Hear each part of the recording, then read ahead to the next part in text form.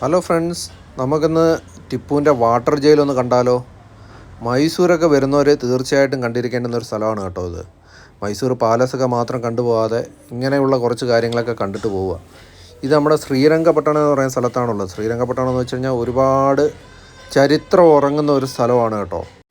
ഈ ജയിലിനെ underground jail എന്നും അറിയപ്പെടുന്നുണ്ട് കേട്ടോ. ഇവിടെ വരുമ്പോഴത്തേനും നമുക്ക് കാണാം കുറേ പടവുകൾ ഇറങ്ങി നമ്മൾ താഴോട്ട് ചെല്ലുമ്പോഴത്തേന് അറകളായിട്ട് ഇങ്ങനെ തിരിച്ചിട്ടില്ല, അറകൾ പോലെ.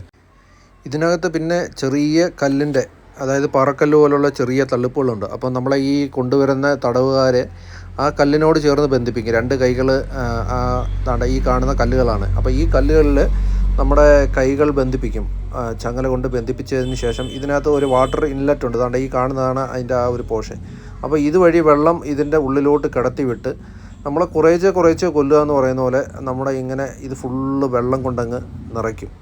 അങ്ങനെ വെള്ളം കൊണ്ട് നിറച്ചതിന് ശേഷം 2-3 ദിവസം കഴിഞ്ഞിട്ട് അവർ തന്നെ വന്ന് ചെക്ക് ചെയ്യും. അതായത് ഈ സൈനികർ വന്ന് ചെക്ക് ചെയ്യുമെന്നാണ് ഇപ്പം ഈ പുള്ളിക്കാരൻ നമ്മളോട് പറഞ്ഞു തന്നത്. അപ്പോൾ അവർ വന്ന് ചെക്ക് ചെയ്ത് ആളിന് ജീവനില്ല, മരിച്ചു എന്ന് ഉറപ്പ് വരുത്തി കഴിയുമ്പോഴത്തേന് ഇതിനകത്ത് തന്നെ ഈ വെള്ളം തുറന്നു വിടാനുള്ള സംവിധാനമുണ്ട്. അപ്പം അതുവഴി വെള്ളം തുറന്നങ്ങ് വിടും. ഇത് നമ്മൾ പുറമേ നിന്ന് നോക്കിക്കഴിഞ്ഞാൽ ഒരു ചെറിയൊരു കുളം പോലെ നമുക്ക് തോന്നത്തുള്ളൂ.